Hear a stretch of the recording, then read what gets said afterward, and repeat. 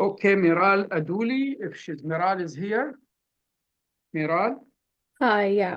Yeah. Okay, Miral is Hi. from the Solidarity of the Palestinian people and oppressed people around the world in Belgium, in Tal, I think it's called. Yeah, so I'm part of a Oh, group called Intal. in Tal. I'm in the Brussels group in Yes, Palestine as so well. Miral, Yeah. will you speak? The floor is yours. Give us your four Yeah, thank minutes you. solidarity.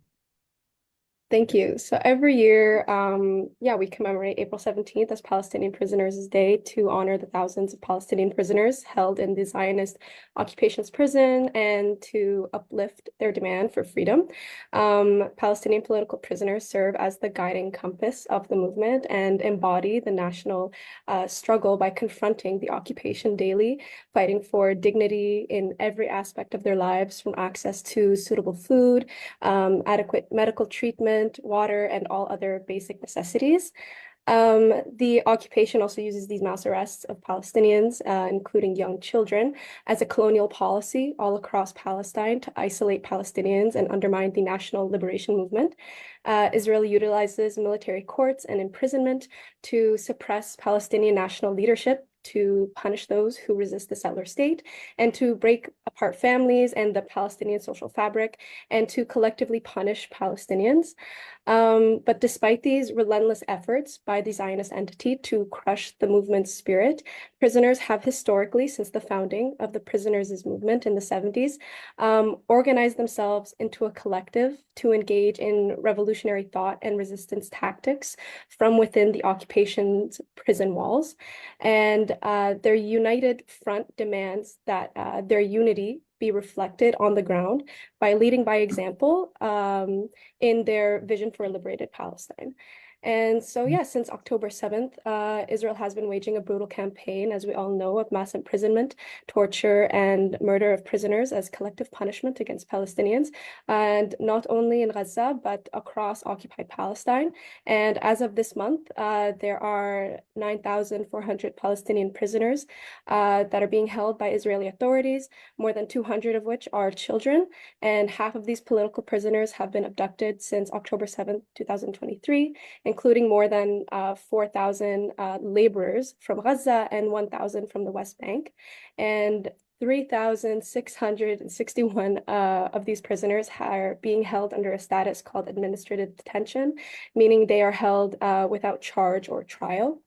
And last week, a revolutionary and intellectual that we all know, Walid Daqa, despite the many calls for his urgent release on humanitarian grounds following a myelofibrosis diagnosis in 2022, and the fact he had actually already completed his original sentence, died in Israeli custody due to purposeful medical negligence.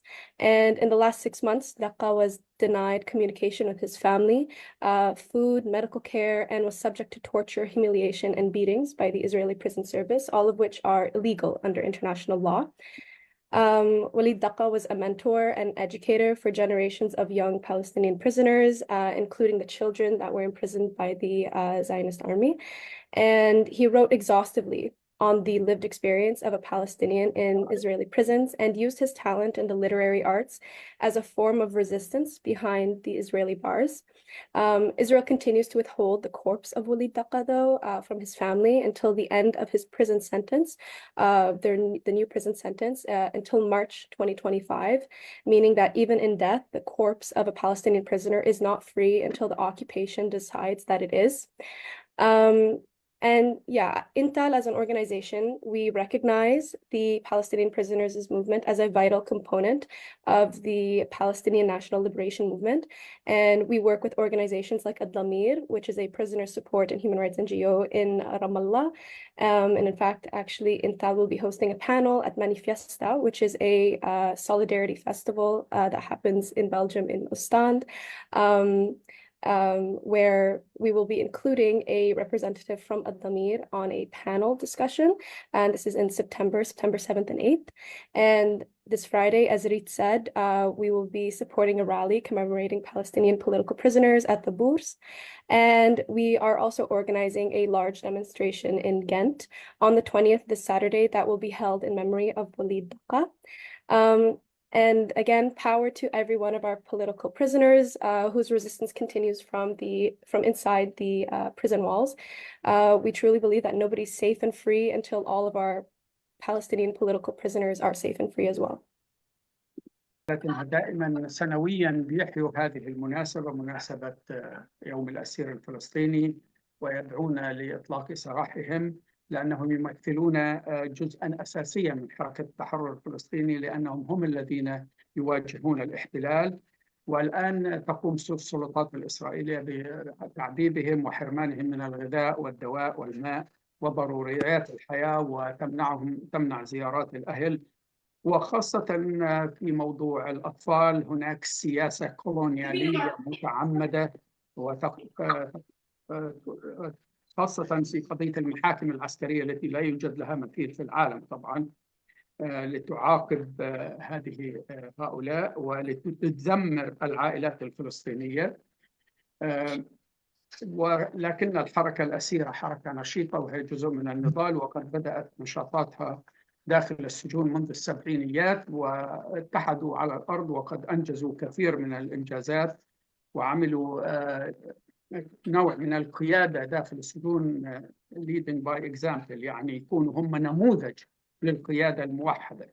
طبعا منذ 7 أكتوبر إلى اليوم كان الاعتقالات تضاعفت كثيرا، ليس فقط في غزة ولكن في الضفة الآن، ونحن نتكلم في حوالي 9400 في السجون، منهم 4000 من عمال غزة، في 3661 معتقلين إداريين، يعني بدون أي نوع من المحاكمة. وكما تعرفون بعضهم مات بسبب الإهمال الطبي، آخرهم كان وليد دقة اللي كان مفروض يخرج من السجن لأنه قضى حكمه اللي هو 38 سنة، كان مصاب بالسرطان وكان مفروض يخرج في 2022، لكن مددوا مدة السجن تبعه ومات من الإهمال بسبب منع الأدوية عنه ومنع الاتصالات والتعذيب. وهو وليد دقة يعني كان قائد فكري أيضا ومعلم، وكتب عن تجربته في السجون.